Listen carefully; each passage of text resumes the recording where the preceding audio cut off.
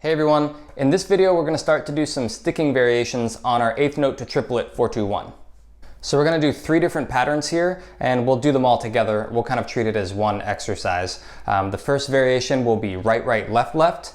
Second variation will be right, right, left. And the third variation will be right, left, left. So let's drum through them and then we'll talk about it. This is at 120.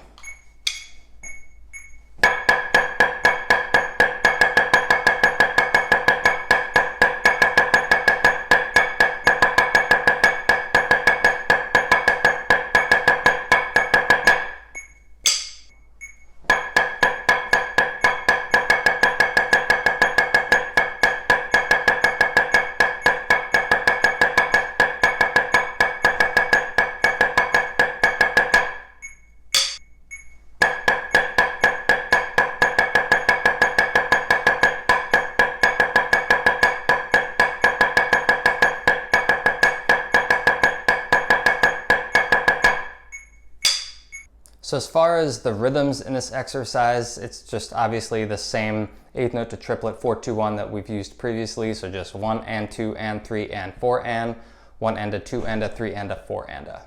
So I love doing variations like this because anytime you can practice an idea or a pattern or a rudiment and you can do it in different rhythms, it's just going to be really helpful to you.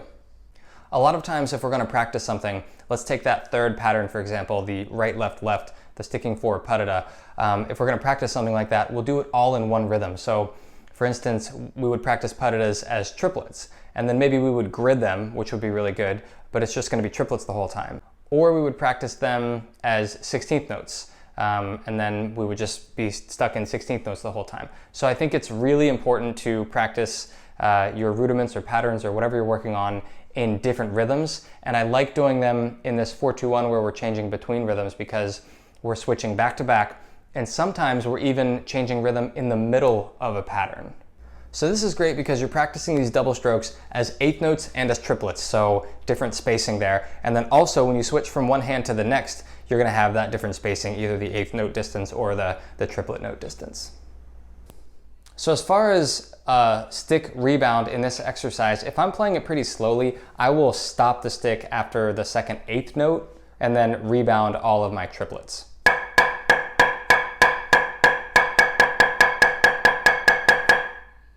Some people would say rebound everything. I think that's a very valuable thing to practice and to be able to do. But when I play really slowly, I would prefer to just stop the stick and pick it up again instead of having that exaggerated hang time at the top.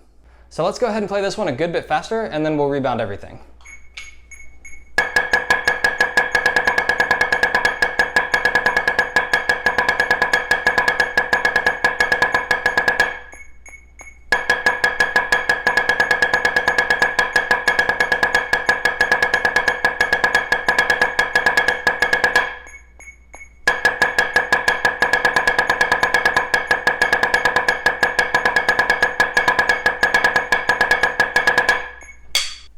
So something I'll say about this one that I don't normally talk about is this one is one that it is it's a little bit more fun if you can crank it up in speed a little bit. And we, as drummers, we like to play things quickly.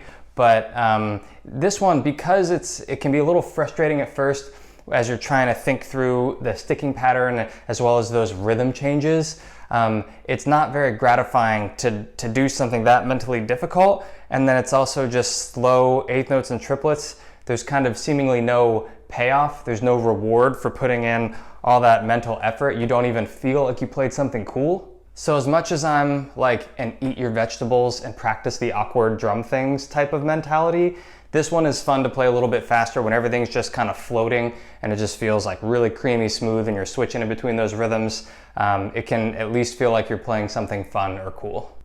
So here it is at 250 because that's as high as my metronome goes.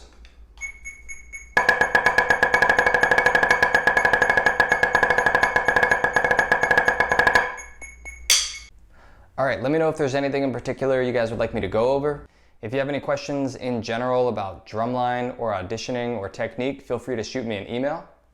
And if you want to hop over to the website, timwoodtheory.com, I'll have all these exercises organized into categories. So if you really just want to hit a double beat or rolls exercise, something like that, they will be in their separate sections. And I'll have PDFs to these soon. I'll upload them as quickly as I can. All right, hope that helps. Have fun, good luck. See you next time.